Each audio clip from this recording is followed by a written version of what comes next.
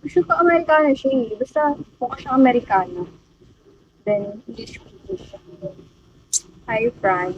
Tapos, nagay siya, nung Paris na siya, nagay siya sa akin. Eh, may kinakausap ako. Eh, di ko siya napansin. Diba sabi niya, sabi niya sa akin, hi, hi, diba siya, hi. Bigla mo pa daw na, kasi nga may kakausapin ako.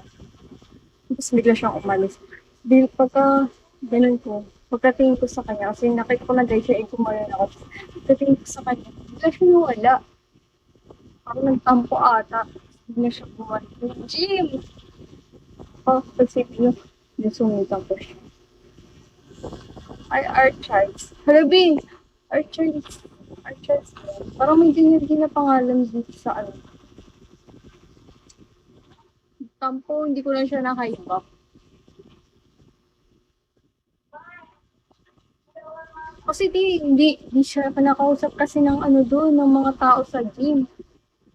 Kahit ang ganda-ganda niya, kahit ano siya, kahit ang ganda niya, kahit kakaiba siya sa gym. Hindi siya ka nakausap kasi English speaking. Mga tarantado din mga tao sa gym. Hindi na mo. Hindi ko lang sure. Baka nag-press play lang. YouTube siya ka. Pero gusto ko siya kay Budan. Alam niyo na, para sikat. Sikat ko. Video ko lang. Gusto ko siyang kaibigan para may close siya sa akin.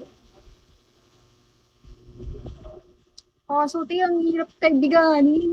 English speaking, dapat pag pumupunta sila dito sa isang lugar or pag pumupunta sa ano,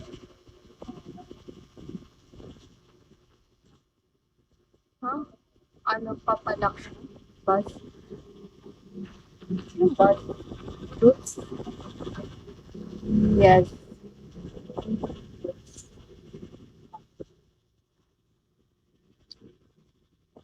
Pag pumupunta sila dito, dapat inaaral nila yung gaya natin.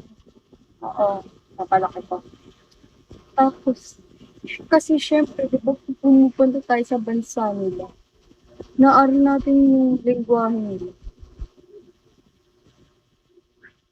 Dapat, pag pumunta rin sila sa bansa natin, naaral din nila yung lingwahe natin. Tama? Tama. Syempre, ako din.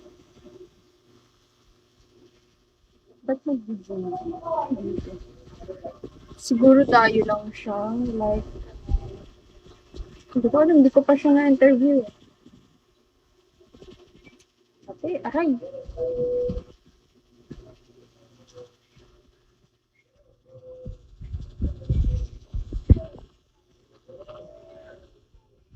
ako sinasupport ng mga kasama ko.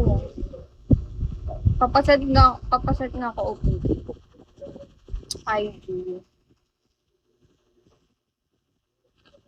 Tapos makalimutan ko kung paano magpaset ako. Kailan? Set nga kayo ng date. Set na kayo. Kayo unlock. Kayo.